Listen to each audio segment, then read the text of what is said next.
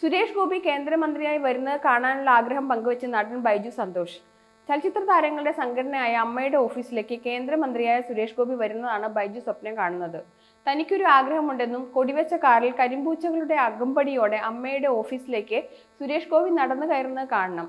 അപ്പോൾ അവിടുള്ളവന്മാരുടെ മുഖത്ത് വിരിയുന്ന ഭാവങ്ങൾ ഒന്ന് കാണണം. കെട്ടകാലത്ത് കൈവിടാതെ ചേർത്ത് പിടിച്ചവരുടെ അഭിമാനവും കാണണം. ബൈജു പറയുന്നു, ജീവിതത്തിലും തിരശ്ശീലയിലും അഭിനയിക്കുന്നവന്മാരുടെ ഇടയിലൂടെ തിരശ്ശീലയിൽ മാത്രം അഭിനയിക്കാൻ അറിയുന്ന ഒരാളെ വിശ്വസിക്കുന്ന ദൈവങ്ങൾ കൈവിടാതെ കാത്തത് എങ്ങനെയെന്ന് അവരുടെ മുഖത്തു നിന്ന് വായിച്ചെടുക്കണം. 10-30 വർഷമായി സിനിമാ മേഖലയിൽ ആർക്കും ഉപദ്രവം ചെയ്യാതെ പറ്റാവുന്നവർക്കൊക്കെ സഹായം ചെയ്തൊരുവനെ ആപത് ഘട്ടങ്ങളിൽ പരസ്യമായി ഒന്ന് പിന്തുണയ്ക്കാതെ തമ്പുരാന്മാരെ ഭയന്ന് ജീവിച്ച ഫേക്ക് ഹീറോകളുടെ സഹപ്രവർത്തകനോടുള്ള കരുതൽ അഭിനയങ്ങൾ സിനിമാസ്കോപ്പിൽ HKയിൽ തന്നെ കാണണം.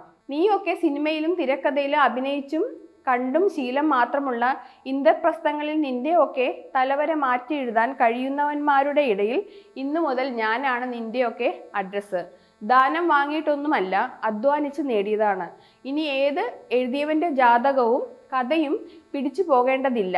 എഴുതിയ ആള് ഡോണാണ്. ചരിത്രം അറിയുന്നവർക്ക് അറിയാം.